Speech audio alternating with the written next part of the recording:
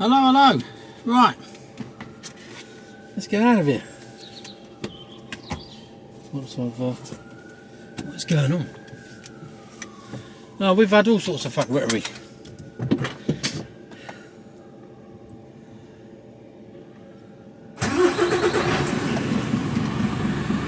So, I'll tell you all about it in a minute.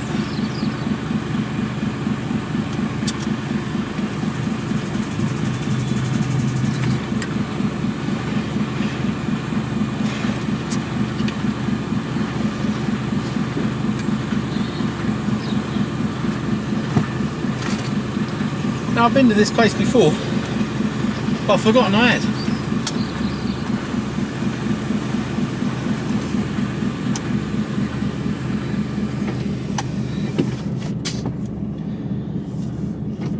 But super light. It's got hardly anything in it.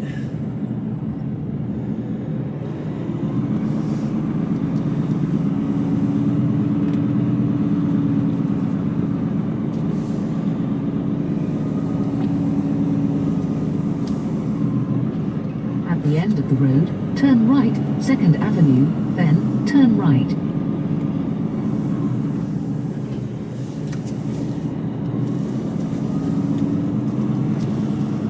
Yeah, just park there, because that causes me, being a professional that I am, I got round, just a pain in the arse. So today's Tuesday and it's 14:48 and I've been on the road for 12 hours now, and I've got over an hour before I get back to London Gateway. Turn right, 2nd Avenue, then turn right. Glad you went that way.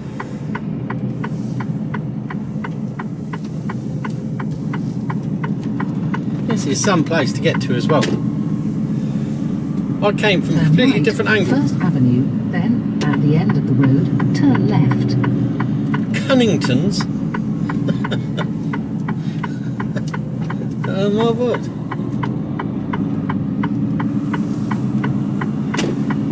Turn left at 1124, Colchester Road.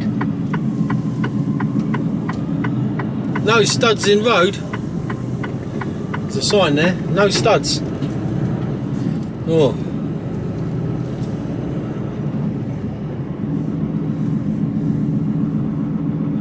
It's a bit windy through here.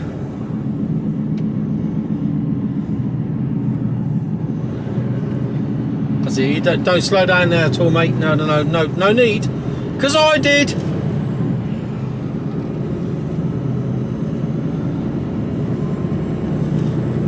Some may say, oh, you're overcautious. Well, I'd rather that and keep me mirrors, or in this case, me cameras.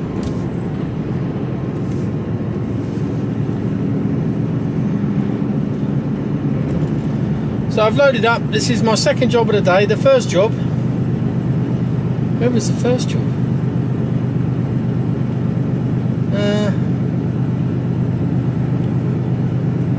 Oh yeah, Daventry. First job was in Daventry, just a trailer swap. So, today's Tuesday, yesterday was Monday. I had to be in Felixstowe for 9 o'clock in the morning. So I left at 3. Got out to Felixstowe, tipped, and came back down to Southampton. Went into Pentovers, which is when I realised the forklift driver, was a little bit over exuberant and managed to stuff his fork straight through the front of the box. So got to Pentovers and they rejected it, which they're quite in their rights to do. So we had to think of a plan B.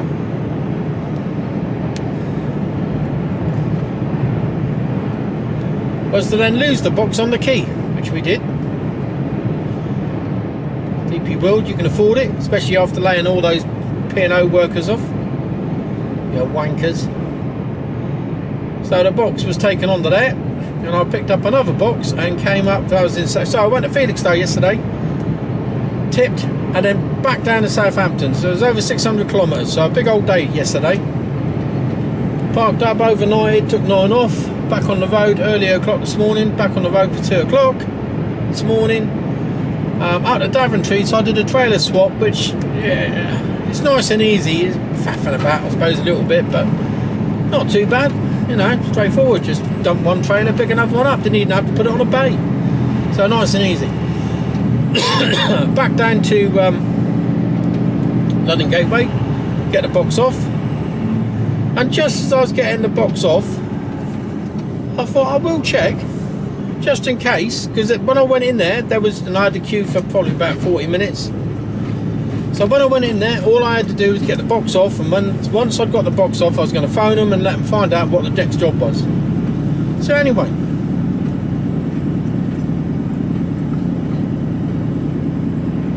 I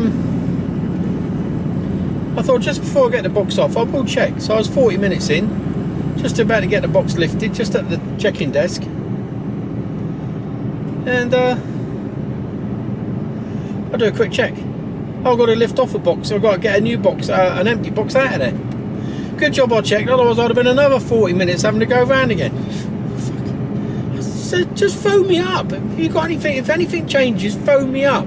Because I'm not going to be constantly checking my phone, because A, it's illegal, and B, I just don't want to. Phone me. So, oh sorry, yeah, fucking better, you better be.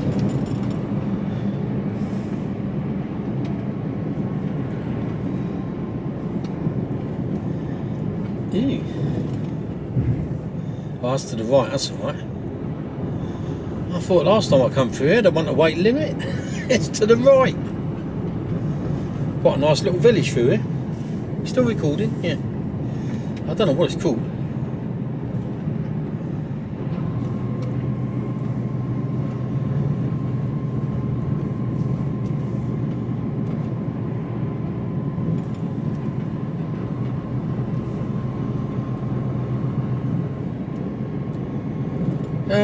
So yeah, I lifted on an empty box then. I got the empty box off for one shipping line, then got another empty box on for a different shipping line.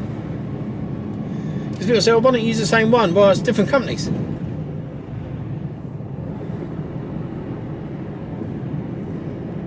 So different shipping box on. Up past, I don't know where the place I've just come out of. It's near Holstead, but it's not Holstead.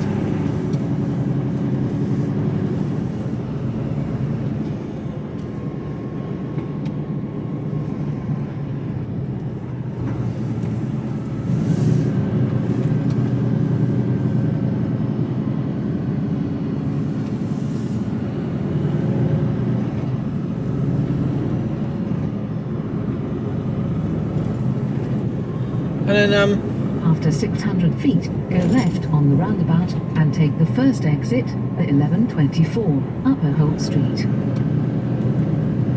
Go left on the roundabout and take the first exit. yeah.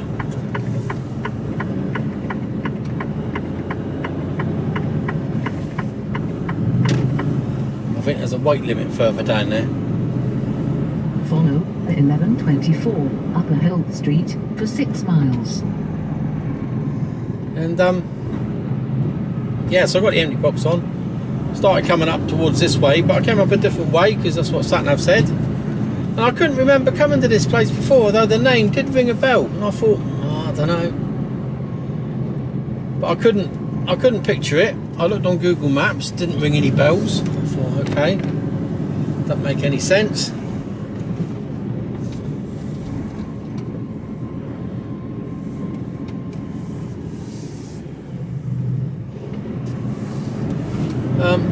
So I'll just go this way, and there was a bloody accident, wasn't there? There was an accident. It looked like somebody had come off a moped quite badly, and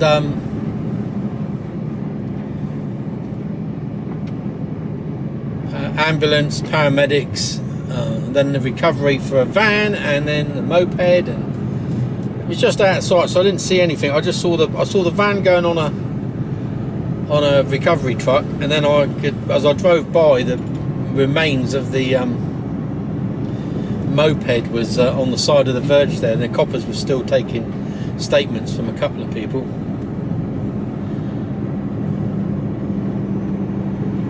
So yeah, that held me up by about 40 minutes, 40 to 50 minutes.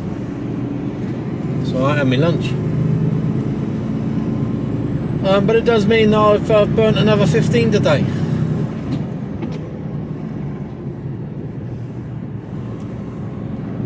Telegraph pole was quite close to the edge of the road there. So I've burnt another 15, which I didn't really want to do.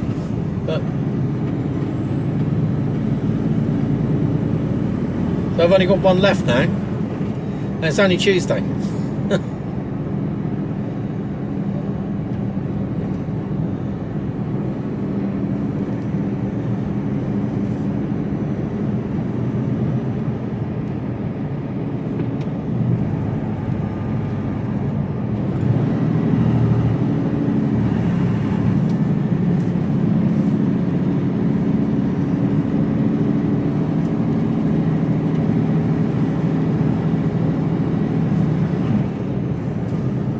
So deepest, darkest Essex, I think we're in.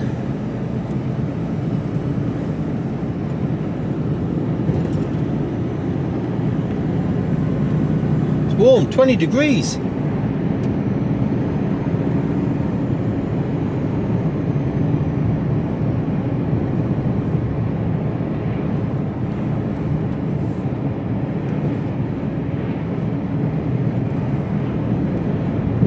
Yeah, so as I was coming in, I didn't recognise any of it because, of course, I come in from a different way, and then where I needed to turn left into the industrial estate, I thought,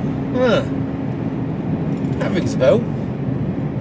Then I saw the roads, and I thought, I don't know, this is very familiar. I think I've been there twice, I think, and each time I came from this way.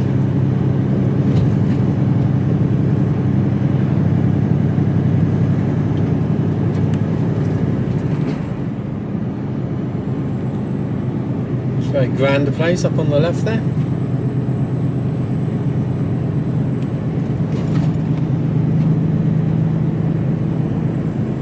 Wakes Hall Park.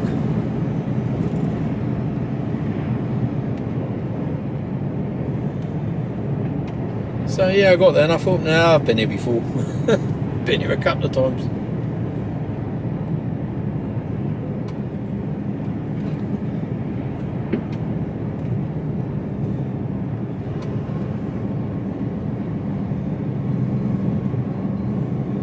That's my old watch going off.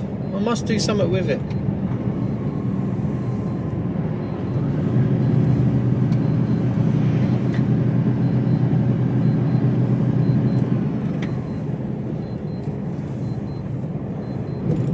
£30 mph through here, so we've got to be a bit ginger.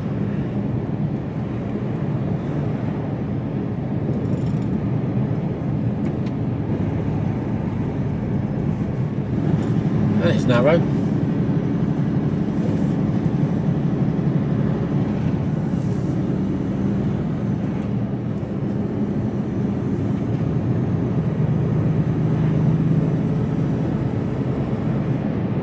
Oh, viaduct.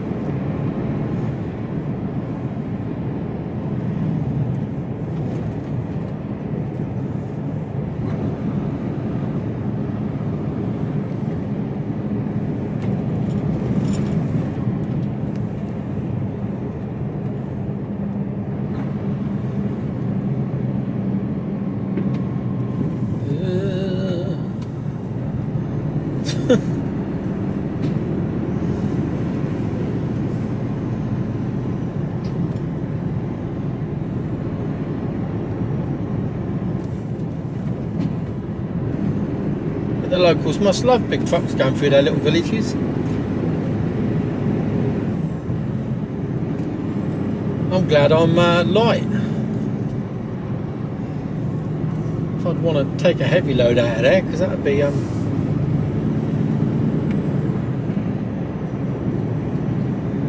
stop starting would be slow going.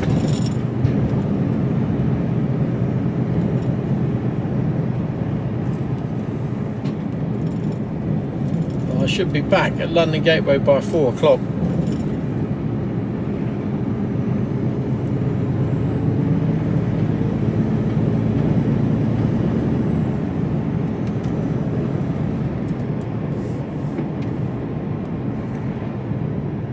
So yesterday was just over 14 hours. Today will be around the 14-hour mark.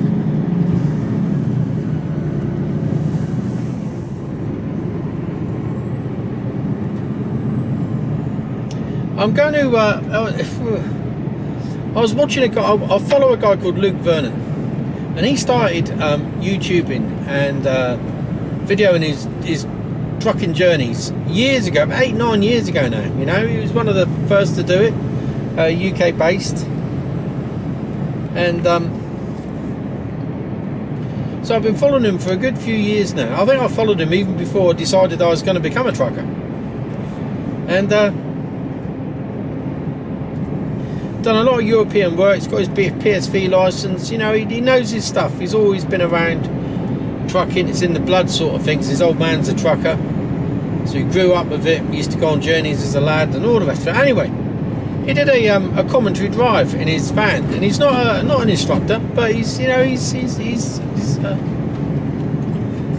okay. And it got me thinking, because when I was an instructor, I used to teach people to drive cars, and to pass the test, becoming an instructor, one of the elements that we had to pass was a commentary drive. Jeez. And it was quite interesting to hear him and then listen, or then me doing a commentary drive. A lot of his stuff was very similar. He was picking up all the right things, but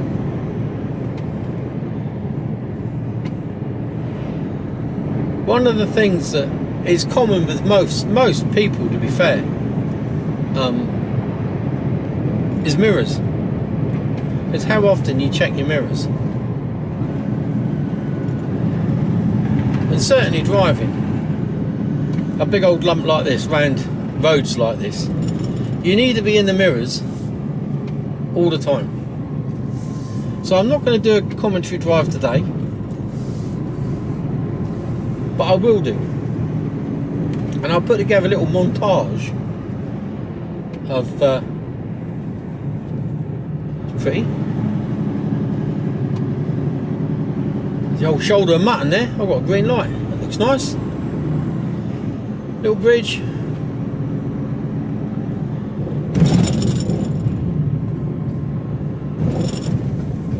Got some money in there. They got a nice E-type, so you can see into people's gardens from the truck. You wouldn't have seen that from the road.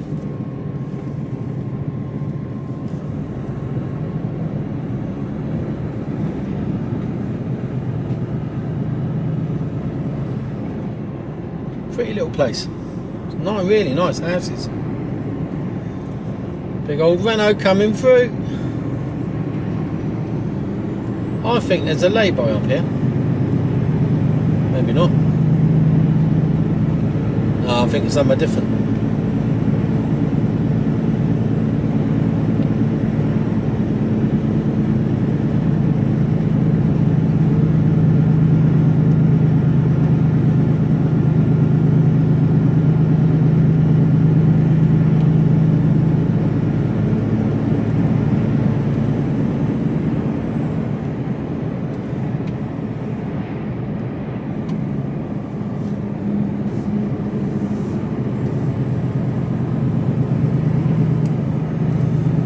Yeah, going back to mirrors, you need to be right on them all the time. You need to know what's going on, where your back wheels are, where the back of the trailer is it over the wire, are you keeping, because I am just within the white lines on my right, and that white line, which is just faded, but we've got curbstones there at the moment. I'm just on that.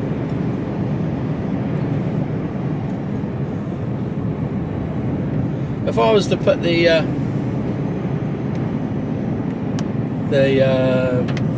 sensor on that tells me when I'm going over my lanes, it would be bleeping all the time.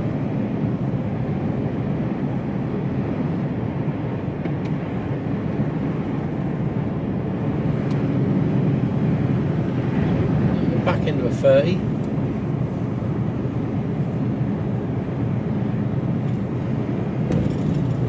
So many new houses going up.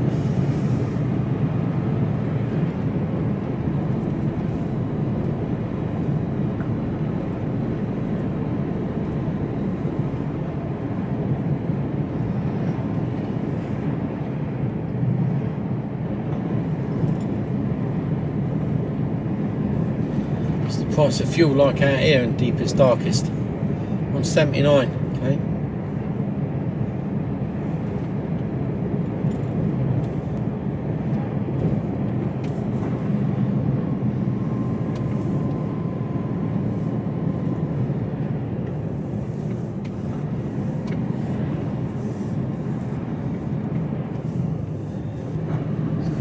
Those back wheels off the curbs.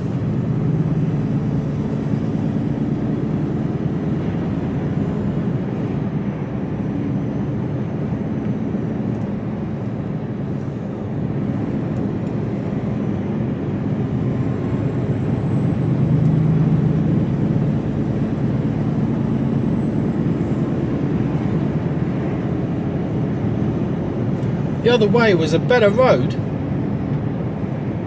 So many roundabouts.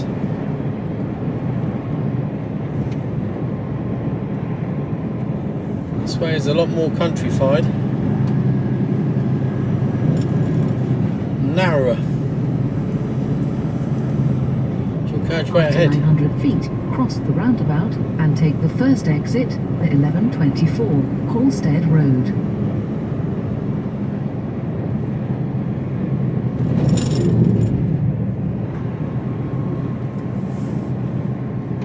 Cross the roundabout and take the first exit.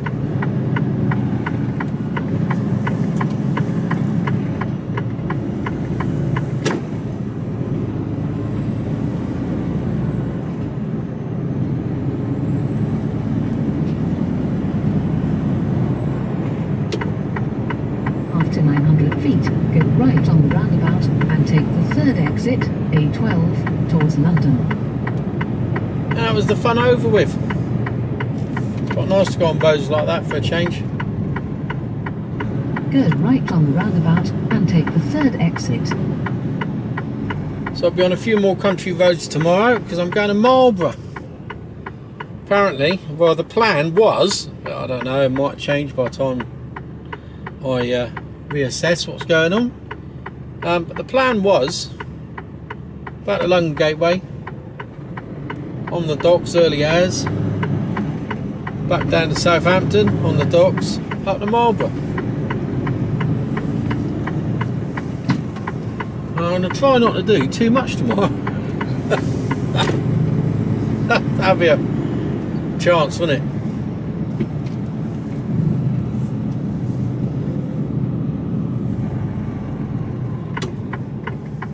Take the exit, A12. Going the other way, I came across this. They were doing a new roundabout system, and it was two roundabouts bolted together, and the traffic lights weren't working, so it was a bit of a free-for-all, really. Nobody really knew who to give way to who, and it was just go.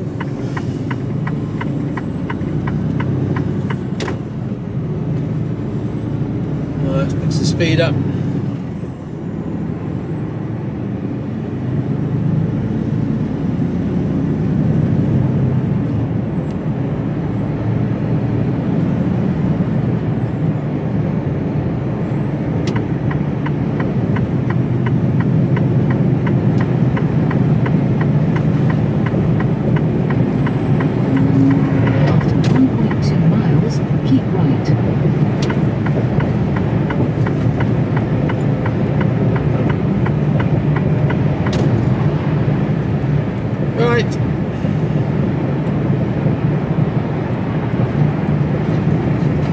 Here's a bumpy old stretch of road, this.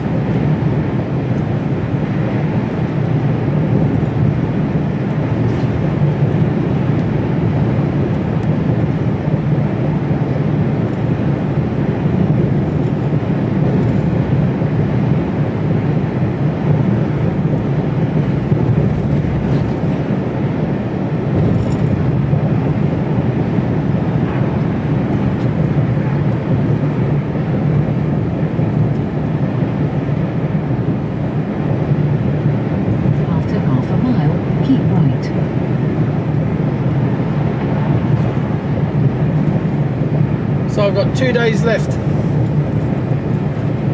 Tomorrow's Wednesday and Thursday. 2 days. Keep right. So looking forward to a holiday.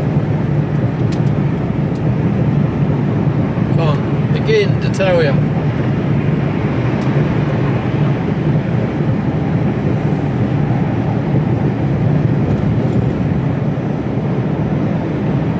Follow A12 towards Chelmsford for 19 miles.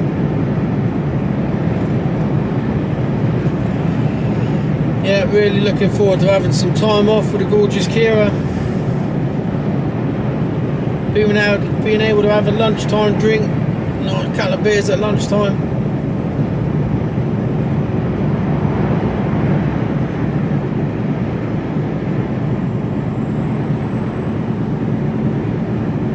Oh God alive, I'm knackered. Slept like the dead last night. I phoned Kira up about, must have been about 5:30, 5:45. And she said, she just finished work. And I said, well, just about to go to bed. That's why I phoned you. This is any later, and the chances are I'll be out. Still makes her laugh that I go to bed so early, but you know, when you're getting up at, my alarm went at 1:45 this morning, 20 to 2.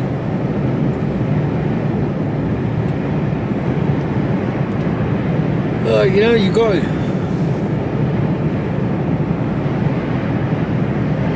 I suspect I'll be, time I get back today, it's 3 o'clock. Time I get back, it'll be nearly 4.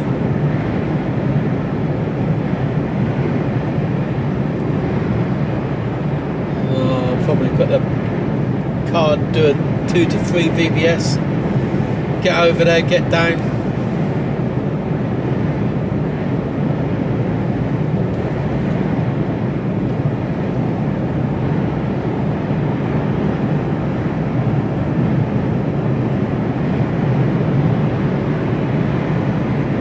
Probably do a 7 to 8 VBS in Southampton. Then if anything goes wrong,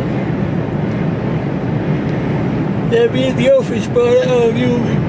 They'll be in the office by then. They can fucking sort it out. So 2 box on 3. I'll be out of there by 3 o'clock.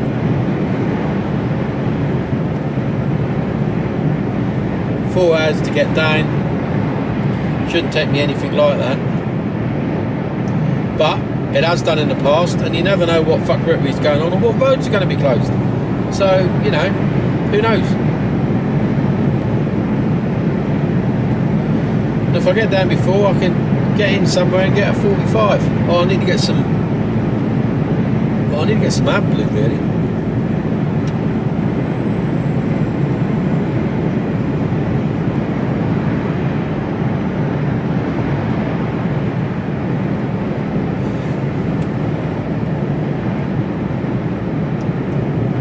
I'm supposed to be in Marlborough for 11:30. I'm on the docks for 7, 8, 9, 10, 11. Yeah, it should work. Should work ish.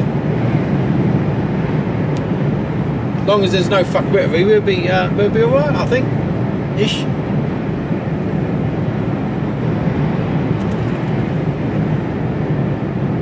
Well, I won't be far off.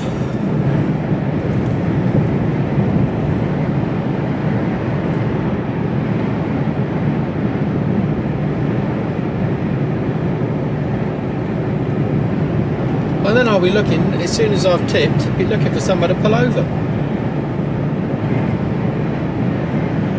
Which could well be Warminster tomorrow night. Could be.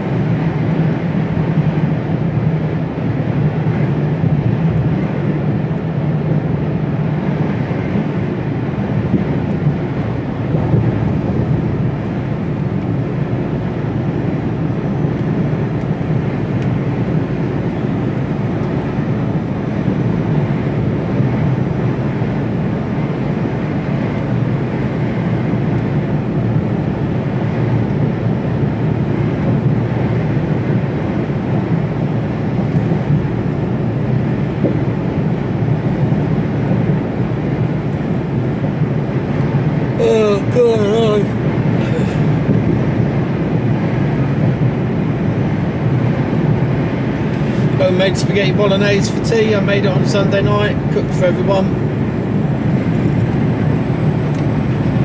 I still haven't got a sense of smell, you know. I still can't smell anything,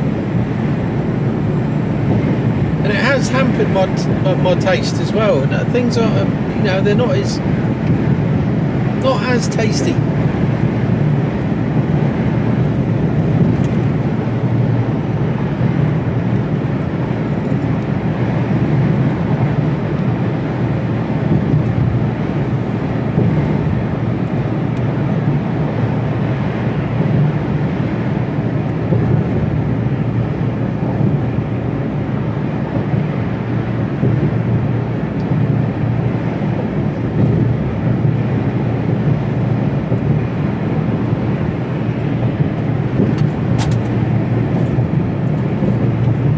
In for my grapes.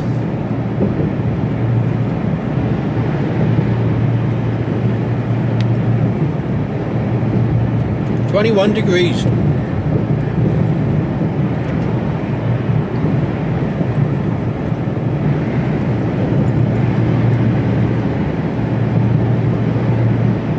The weather's looking good for Holland. I'm pleased about that. We had a bit of a palaver over the weekend with the bike rack. I couldn't get it to fit, so I had to adjust the clamp. It's like it sits on the tow bar and clamps onto the ball. But I couldn't get the clamp to, so I had to tighten it up or loosen it off. One or the other. Can't remember. To get the clamp to work, so we got that working. Oh, that's fine. Okay, that's on. That's good. No problem at all. Plug it in. No, of course. Different bloody plug, innit? We've got a 13 pin for the caravan, and of course the bike rack's a 7. So quick trip to Holford's, and thankfully I got the last sort of adapter socket. So it goes from 7 to a 13, so that was lucky. Got it and tried it on. Then there's a brake bulb out, so we changed the bloody bulb. Everything. Then we got the bikes on. Then we went for a little test run just to make sure that it was fine actually, no problem at all. So I'm pretty confident of that. So yeah, that was the last thing to do. I've got to get fuel on Thursday night ready because we're leaving at 6ish Friday morning. Come out.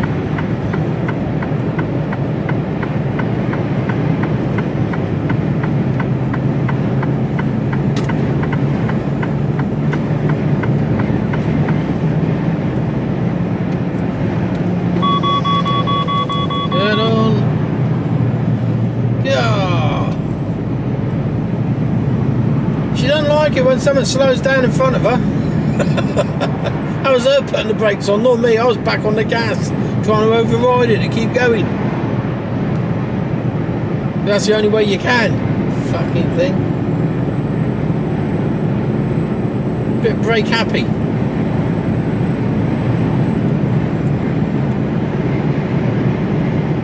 Just a bit over cautious.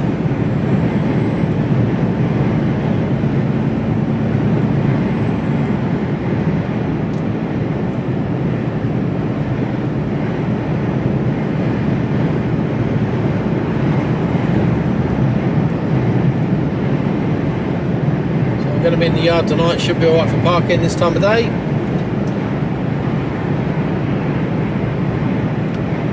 Which is nice.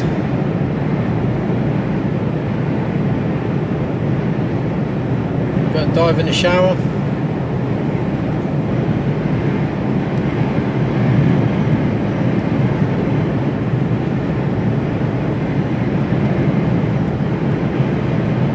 We've got 3 yards, and each yard has a shower block, toilets, etc.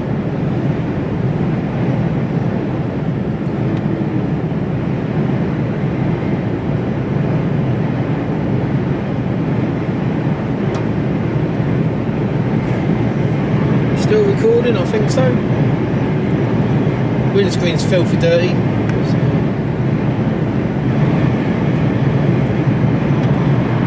More than likely got a bug splattered right in front of you. But if I wash the screen now, it'd be even worse.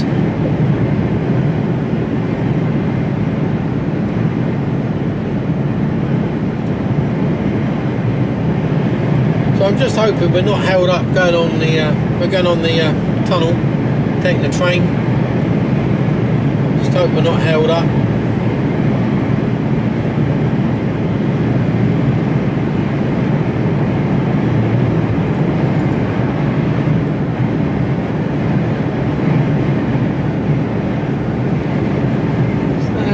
I'm so looking forward to it. Where we're going, a place called Bergen, B-E-R-G-E-N. It's just north of Alkmaar, which is north of Amsterdam, and it's just a delightful little village. It's just really picturesque. It's full of, you know, like cafe bars, street cafes, and just really nice little nice village.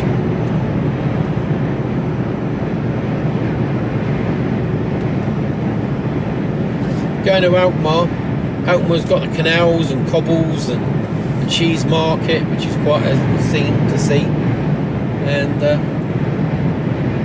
yeah, Alkmaar's quite nice. I quite like Alkmaar. I don't think we're going to go. We're only over for a few. Well, we're over until Thursday, and then Friday we leave. So we won't be going to Amsterdam this time. We're just going to stay local. We might go to Alkmaar. I think we're going. I think we said we'd go into Alkmaar.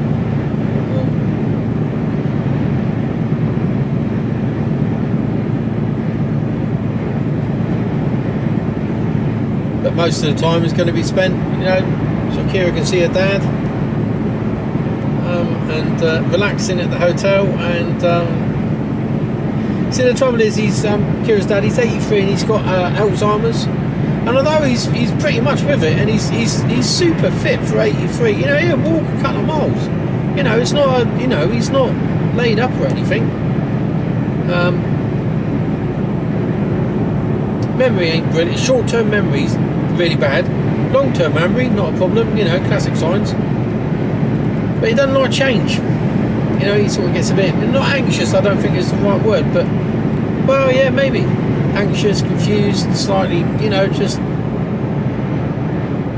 don't quite get it. So yeah, we know we have to be mindful of that really as well. So we can't overload. You know, there's 4 people coming in. You know, because we normally stay at the house, which is where Kira grew up. He still lives in the same house, and it's so for Kira, it's, you know, she's going home. That's her home. So it's quite an emotional time for her.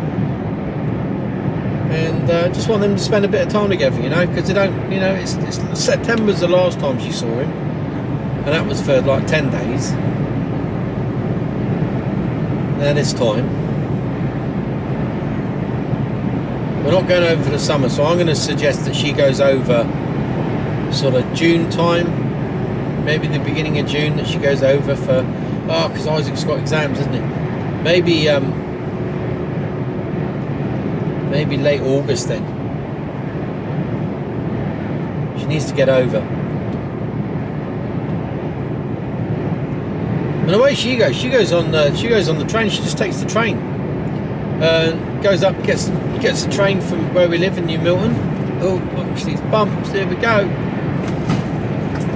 She just gets on the train, goes up to London, gets the Eurostar, which takes her next stop Amsterdam. You know, you can get a train straight through, and the total cost was like 80 quid. Bargain. And then she gets the train out to Alkmaar, and then her stepmom comes and picks her up. So happy days. It's easy. It's an easy trip for her. So I'm going to suggest that she does a bit more of that.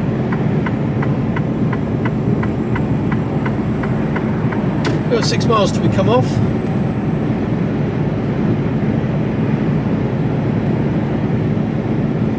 Blimey, I wonder what the temperature would be, because it's 20 degrees out there now. That's with no sunshine. So if the cloud cover was gone, that'd be a warm old day today. Happy days. We've got the aircon on.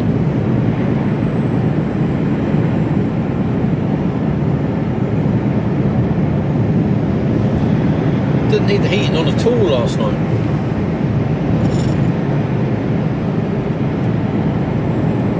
We always sleep better when it's colder. Trouble is, waking up in a cold is not. I don't like that bit. This has got a timer, so I can set the timer. I've been too lazy to do it. But this morning it was warm enough. Didn't need it this morning.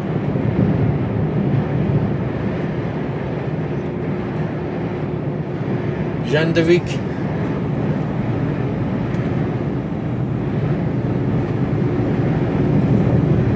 I think they've run out of Heathrow.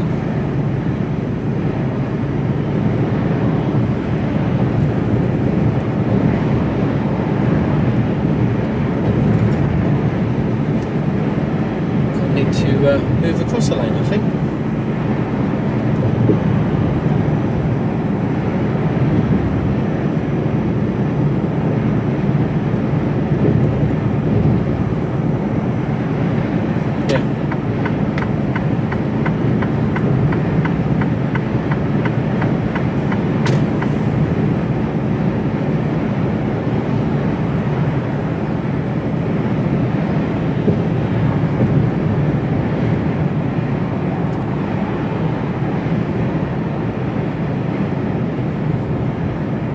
Don't know how many miles we've done today.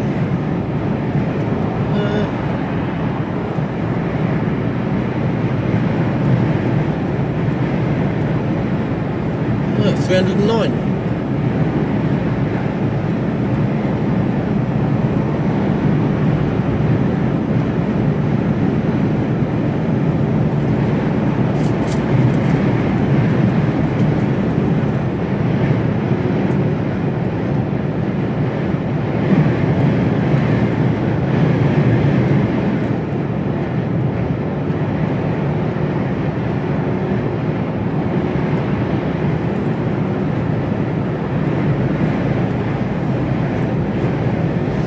Have to work out how to get to Marlborough tomorrow, which is the best way to go. Not the easiest place to get to, low bridges and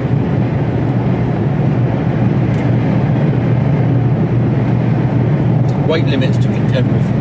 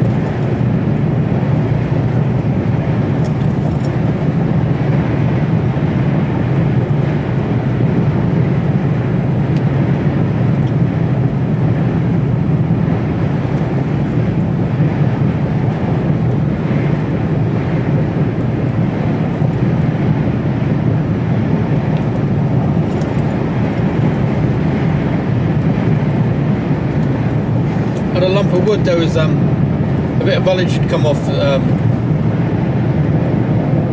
ullage.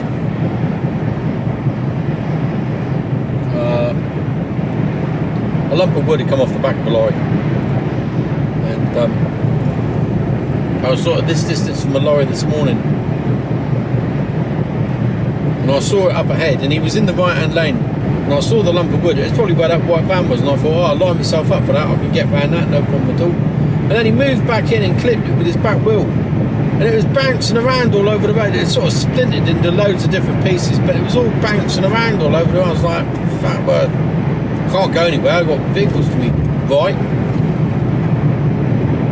I'm not going to slam my brakes on. So there was a bit of a clunk, and I keep forgetting to look to make sure that it's not poking out my grill.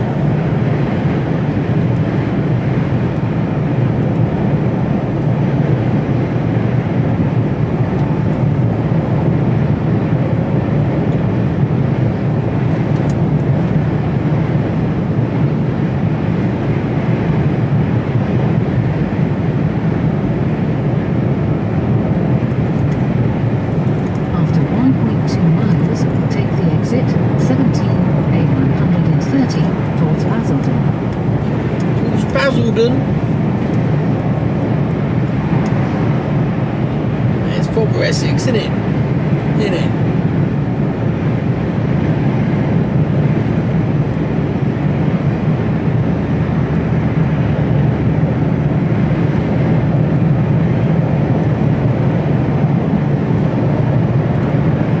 Well, I won't be late to bed tonight.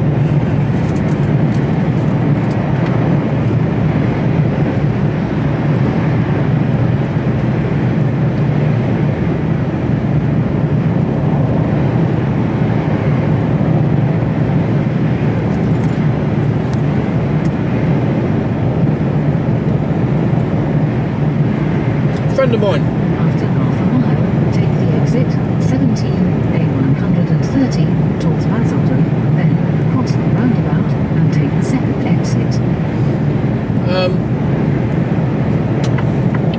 Take Friend the of exit 17, then cross the roundabout and take the second exit.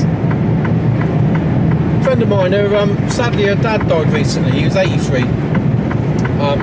Short illness. And just didn't recover, which is a real shame, really. I mean, I've known her since we were at primary school together, so she's probably After one. 900 feet, cross the roundabout and take the second exit, A130, towards Basildon. Probably one of my oldest friends. Known her for years, known Cross her the mum and dad, roundabout and take the second exit. and we've always got on really well. She's always been a good friend, really. And she put a profile picture up of her dad, you know, which is, you know, very nice. But he was in uniform. I never knew he was in the army. So I spoke to him and I said, I didn't know the old man was in. He said, yeah. I said, who was he in? He said, I don't know. But apparently he used to jump out of airplanes. I'm right, okay. There's a picture of him in uniform that she put up. A130 But I couldn't see any towards markings or Basildon. cap badges. It was just, you know, it was like in the 50s, national service.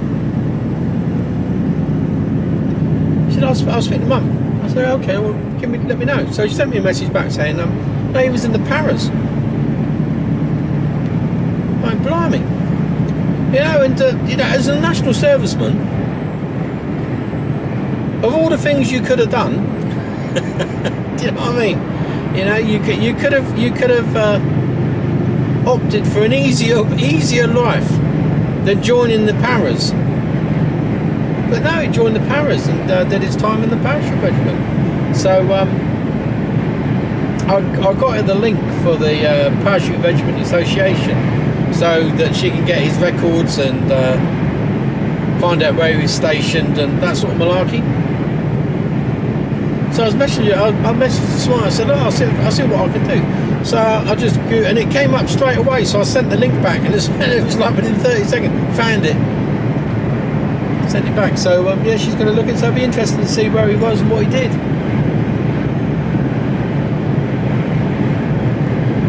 Yeah, but my heart goes out to her. You know, it's never good losing a parent, is it? You know, I've lost my dad. And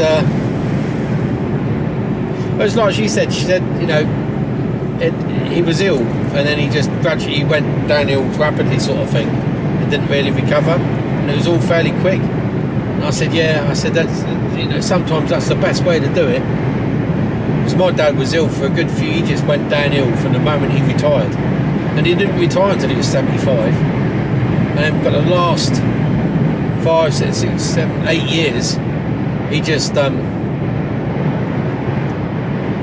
he existed, I think, is the only way that you can describe it.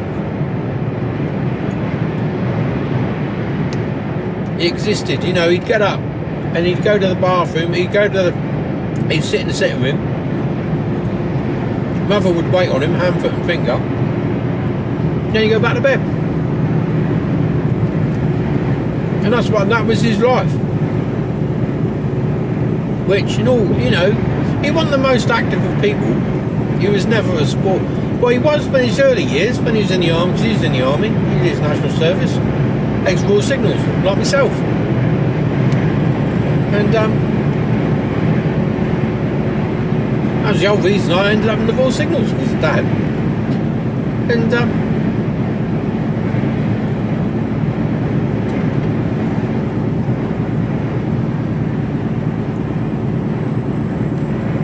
yeah, he had no front teeth because he got them kicked out playing rugby. He had a false set, like plate. So, you know, he used to be active, but over the years he just got, I don't know, sedentary lifestyle. He was an engineer by trade, and a very good one as well. Which is why he never retired, because he worked for Plessy, which then became Marconi, which then became who did they become after they were Marconi? Then somebody else. They kept being bought out, and they didn't want him to leave because he was one of the few that knew his way round the printed circuit boards that they were using for particular types of equipment, so he could, you know.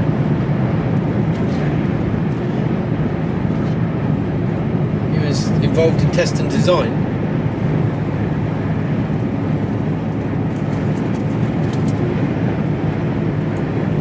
I think he stayed on for years.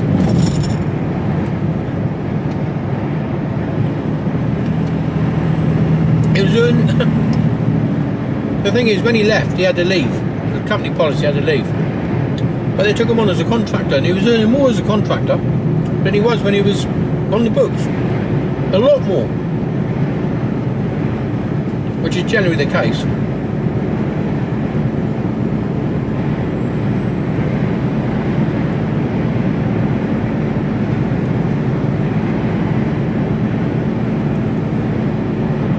But yeah, no, he lingered on, and it was you know, when he had multiple heart attacks and no quality of life. And he was very forgetful and just, you know, he used to enjoy. He was a very clever man. I remember going to see him one day, and he was sat there with a book of, this is back in the old days, like, and reading a book of logarithms. Those of you that don't know what a logarithm is, Google it. It's some mathematical formula, I don't know the equivalent to that. But yeah, he was reading the book, and it was just like loads of numbers. And he was very good at computer programming and all that malarkey. He was just like a bit of an electronics computer type whiz. And yeah, and as he got older, but as soon as he retired, he stopped doing all of that. He liked a bit of photography, and then he stopped doing that. He liked a bit of he used to play guitar. He had his own country and western band, but do you know what I mean? And he just and everything went, whether he's because he couldn't do it anymore. And I remember asking him a question. It was only, you know, it was like 3 or 4 years before he died, and it was to do with like wiring up a 12-volt switch onto my motorbike, and he couldn't do it. He couldn't. He said, oh, I can't remember. I think it's like this. And it was,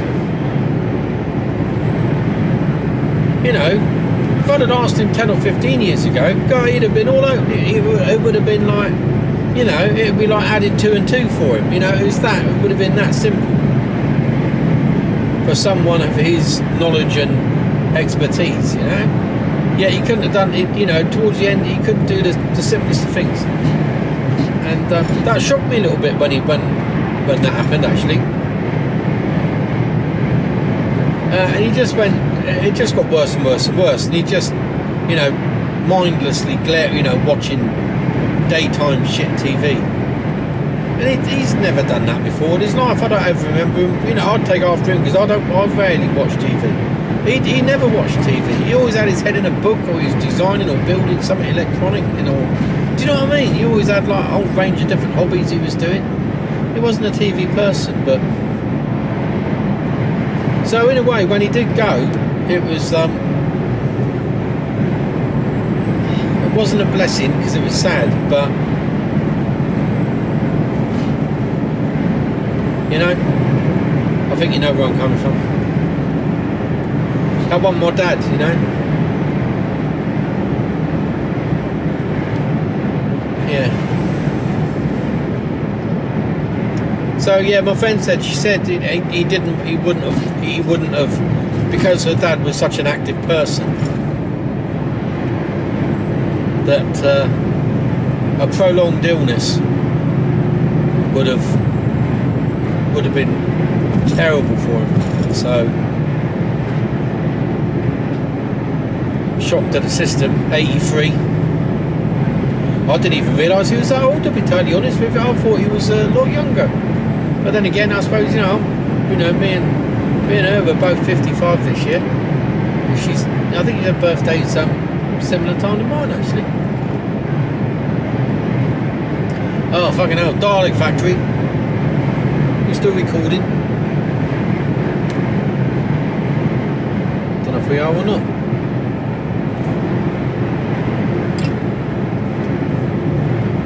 I think we are. Look at them bastards in there.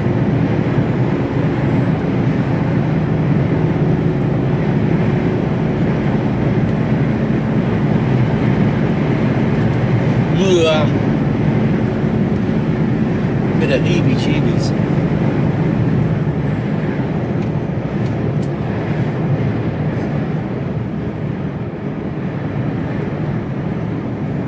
Monument Bridge. Where's the monument then?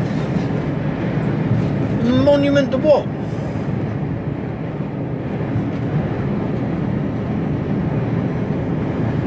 I'm looking around for a monument. I can't see one.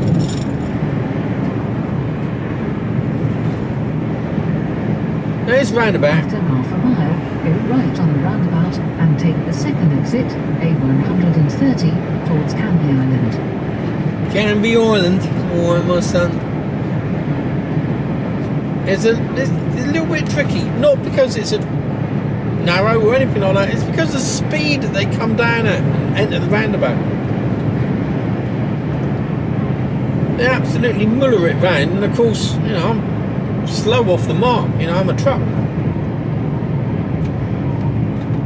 Go right on the roundabout and take the second exit, A130. Come in with a bit of speed, but no, got to attempt it. Whoa, here we go. Full on.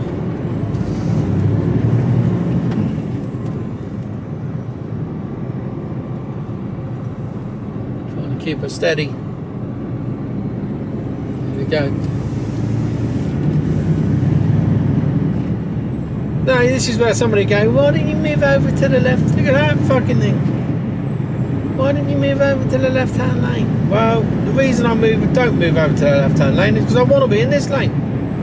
And that's not through choice, but that's the way the road layout is here. So there's no point going into the left-hand lane and moving into the right-hand lane. So I'm just staying where I am. Hope that's alright with everyone. Hang on. Right, 50 mile an hour limit.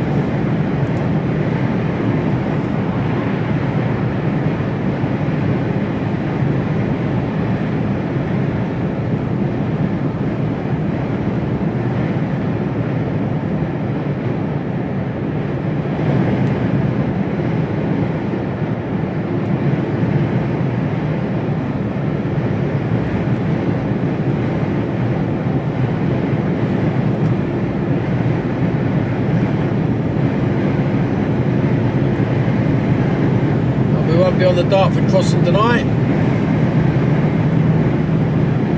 Parking up, calling it a day. Look at this. It's been rustified and lowered.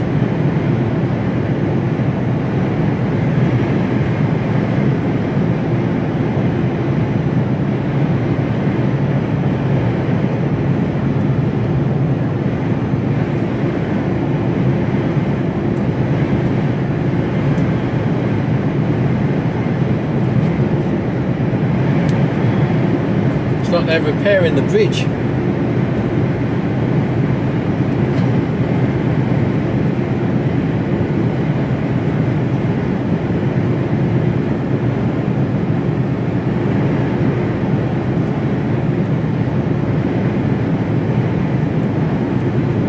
After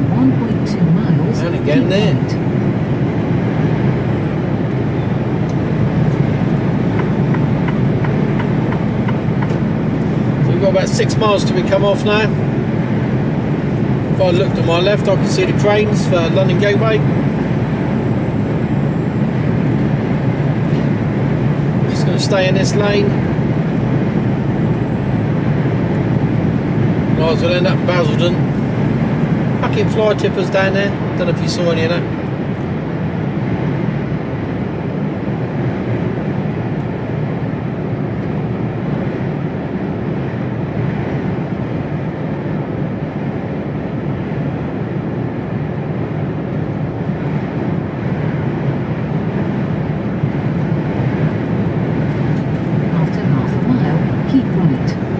I reckon they're going to be building there to my left. That looks like a lot of the land is being levelled out.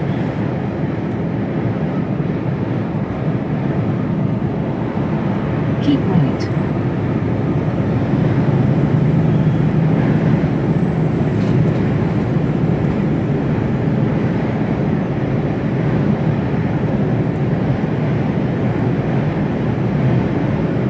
Normally sleep quite well at Gateway. Follow A13 towards motorway for 4.5 miles.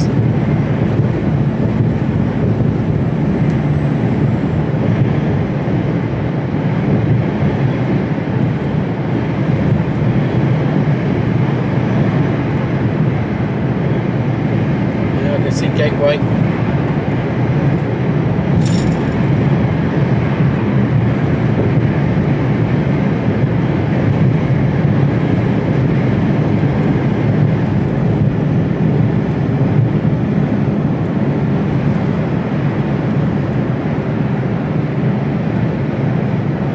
Well, my day is nearly over. Started at 2. It's now 10 to 4.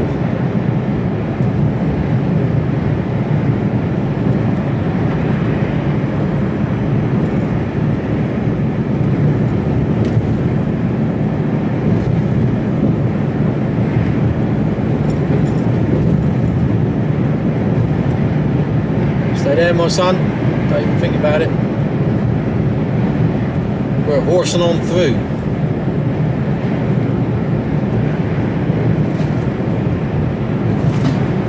Ugh.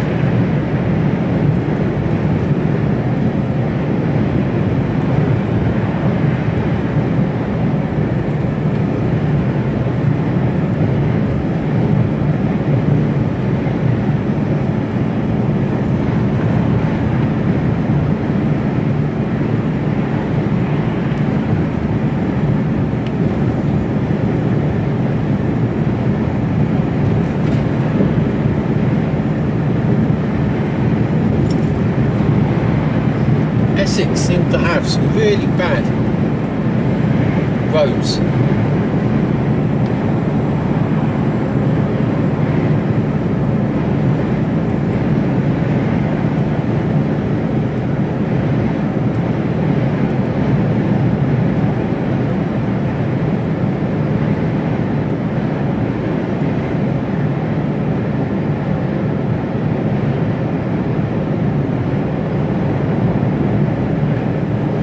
Been anywhere where I can buy some coffee either. I'm running low. And I forgot to buy any at the weekend.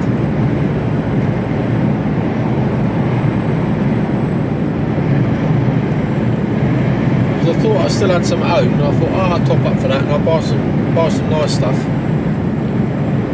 So it looks like I might be buying some in Holland.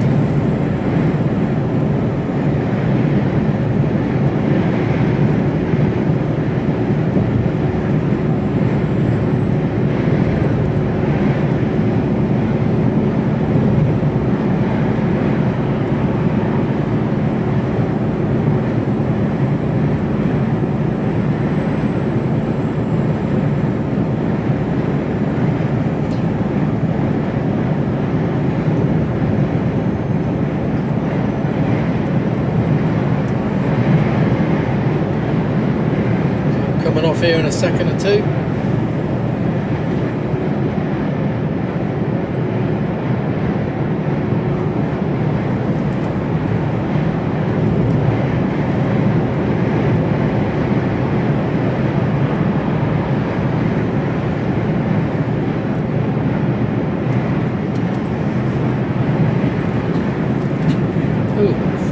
bit there.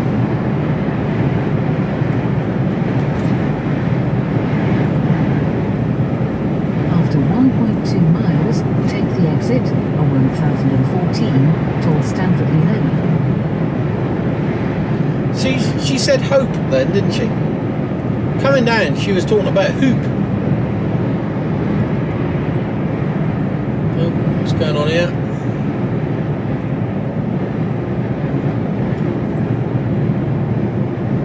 Entirely sure.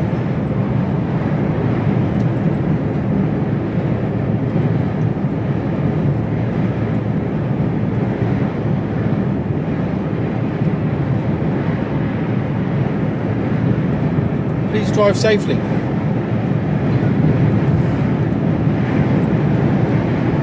Should you be reminded? Should there be a need for you to be reminded of that? Shouldn't you always be doing that as part of your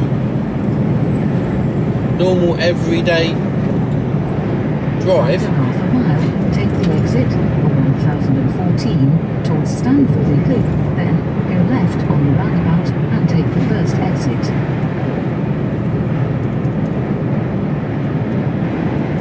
Take the exit, then go left on the There we go. roundabout and take the first exit.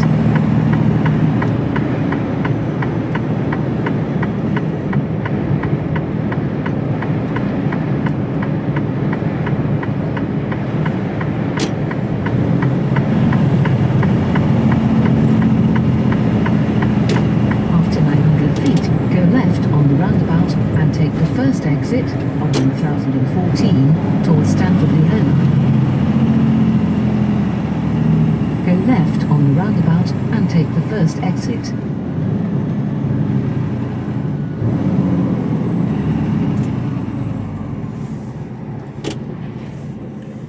Reverse thrusters doing a business.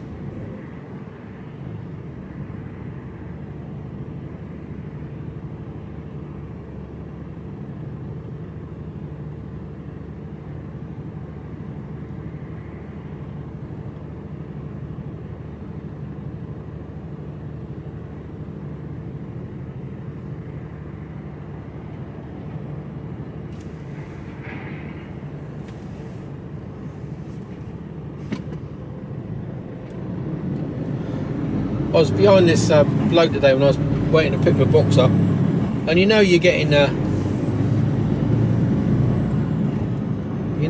bit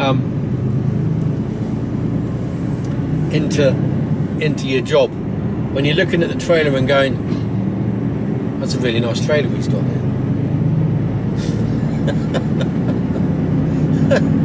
That's sad, isn't it? But I was looking at it going, oh, it's a new one. It's I can't remember the name of it now. But I was looking at it and I was like, wow, it's a different type of mechanism as well. The main body was solid, but the rear moved, the very rear section, not on the axles, after the axles moved.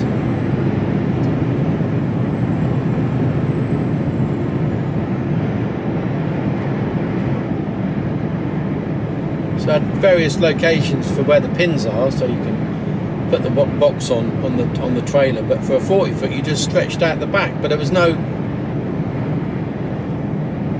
I think it was done hydraulically or electronically hydraulically,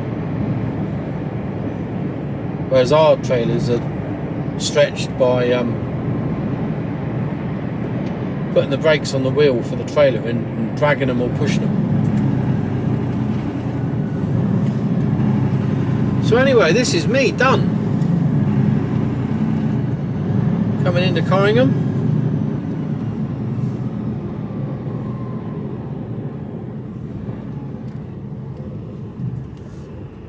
So I bid you farewell. See you later.